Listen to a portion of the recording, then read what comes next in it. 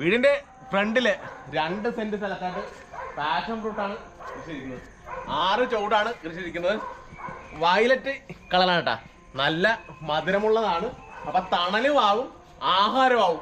ഏരിയയിൽ ഫുള്ള് കടല കക്കയാണ് ഇടുന്നത്. അപ്പൊ ഇവിടെ കടലുമായിട്ട് 5 കിലോമീറ്റർ ഡിസ്റ്റൻസ് ആണുള്ളത്. ഇപ്പൊ വീശാൻ പോണ സമയത്ത് പല ടൈപ്പ് കക്ക മാറിക്കൊണ്ട് പോകും.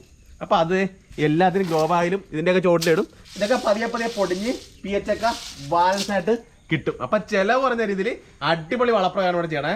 ഇത് പല വലിപ്പത്തിലും പല രൂപത്തിലുള്ള സാധനമാണ് കേട്ടോ. ഇത് കണ്ടാ ഇതൊക്കെ കടലിലെ സമ്പത്താണ്.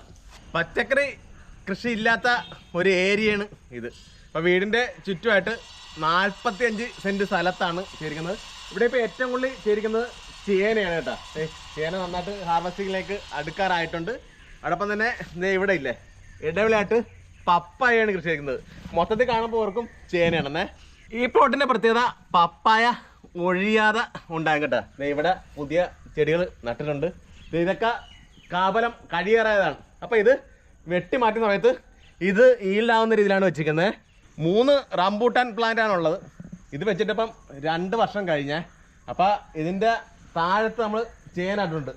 ചേനക്ക് കാര്യമായിട്ടുള്ള ലൈറ്റിൻ്റെ ആവശ്യമില്ല. അപ്പോൾ കിട്ടുന്ന വിളവ് മതി എന്ന രീതിയിലാണ്. ചെറുനാരകമാണ് ഇത്, ഗ്ലൂബിക്കാണ്. അപ്പോൾ ഇത് പിള്ളേർക്കൊക്കെ പുളിയൊക്കെ ഇഷ്ടമാണ്. അപ്പോൾ അതൊക്കെ അവർക്കൊക്കെ രസത്തിന് വേണ്ടിയിട്ട്, അവർക്ക് പറിച്ച് കഴിക്കാൻ രസത്തിന് വേണ്ടിയിട്ടാണ് ഇതൊക്കെ വെച്ച് പിടിപ്പിക്കുന്നത് കേട്ടോ. ഇത് മക്കോട്ട ദേവയാണ് കേട്ടോ.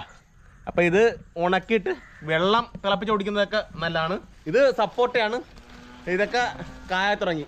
അപ്പോൾ ഇത്രയും വെറൈറ്റി ഫ്രൂട്ടുകളുകൊണ്ട് തന്നെ ഏതെങ്കിലും 2-3 ഐറ്റത്തിനെങ്കിലും കായ എപ്പോഴും ഉണ്ടാറുണ്ട്. പ്ലാവ് 2 വെച്ചിട്ടുണ്ട്. അപ്പോൾ അവിടെയും ഇടവിലായിട്ട് ചേനയുണ്ട്.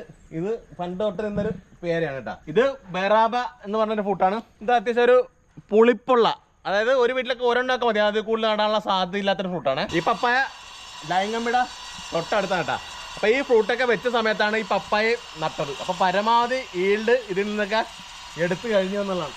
ഇത് അബിയു ആണ്. അവിടെ ഒരു ചെറുനാരക നിപ്പുണ്ട്. ഇങ്ങോട്ട് വരുമ്പോൾ മാങ്കോസ്റ്റിനാണ്. മാങ്കോസ്റ്റിനൊക്കെ അത്യാവശ്യം ലൈറ്റ് കാര്യമായിട്ട് വേണ്ടാത്തതാണ്. അപ്പോൾ അതാണ് ഈ ചെറിയൊരു ഊടല് നമ്മൾ നട്ടിരിക്കുന്നത്. ഇത് ചെമ്മിപ്പൊടിയാണ്. വീടിന് തൊട്ട് മുൻവശമായിട്ട് ഫ്ലവറിന് വളരെ കുറച്ച് പ്രാധാന്യം കൊടുത്തിട്ടുണ്ട്. അതുപോലെ ഈ അടക്കാമരത്തിലൊക്കെ നമ്മൾ കുരുമുളകാണ് കൃഷി ചെയ്യുന്നത്. വീടിൻ്റെ എല്ലാ ആവശ്യത്തിനും ചെറിയ ഭക്ഷണ ആവശ്യത്തിനും വേണ്ടി ഞാലിപ്പോ മഴ കൃഷി ചെയ്തിട്ടുണ്ട്. ഈ അടക്കാമരത്തിലൊക്കെ കുരുമുളക് ഇട്ട് പിടിപ്പിച്ചിരിക്കുകയാണ്. അപ്പോൾ വളരെ കാര്യമായിട്ടുള്ള ചിലവില്ലാത്ത രീതിയിലാണ്. ചേമ്പ്, കാച്ചിൽ, മരങ്ങളൊക്കെ ഉള്ളതുകൊണ്ട് തന്നെ കാച്ചിലൊക്കെ നമുക്ക് ഈസിയായിട്ട് വളർത്താൻ പറ്റും. ഒരു മീൻകുളം, ഒരു തോട്. അപ്പോൾ ഇതെല്ലാം കൂടെ കൊണ്ടാണ് നമ്മൾ ഈ വീട് ഫുള്ള് അലങ്കരിച്ചിരിക്കുന്നത്. അപ്പം അങ്ങനെ വ്യത്യസ്തമായിട്ട് എല്ലാ സമയത്തും കായ്ക്കുന്ന പല വെറൈറ്റി ഫ്രൂട്ട് പ്ലാന്റുകളും പല വെറൈറ്റി മരങ്ങളും 2-3 തെങ്ങും ഉൾപ്പെടെ ഉള്ളതാണ് നമ്മുടെ ഈ കൃഷിയിടം. പച്ചപ്പ് പരമാവധി നിലനിർത്തിക്കൊണ്ട് ചെറിയ ചെറിയ ഫ്രൂട്ടുകൾ കിട്ടുന്ന രീതിയിലാണ് നമ്മളിവിടെ അറേഞ്ച് ചെയ്തിരിക്കുന്നത്. തൊട്ടടുത്തായിട്ട് നമ്മുടെ ഒരു 1 ഏക്കർ വെണ്ടത്തോട്ടം നമുക്ക് ഈ വീഡിയോയിലായിട്ട് നമുക്ക് കാണാൻ പറ്റും. അതായത് വീടിനോട് ഏറ്റവും അടുത്ത് സ്ഥിതി ചെയ്യുന്ന ഒരു തോട്ടം കൂടിയാണ് ഇത്. അപ്പോൾ ഇങ്ങനെയാണ് നമ്മുടെ ഒരു വീട്ടിലെ ഒരു കൃഷി നമ്മൾ ക്രമീകരിച്ച് പോകുന്നത്. അപ്പോൾ മറ്റൊരു വീഡിയോയിൽ മറ്റൊരു വിഷയമായിട്ട് വന്നവരെ ബൈ.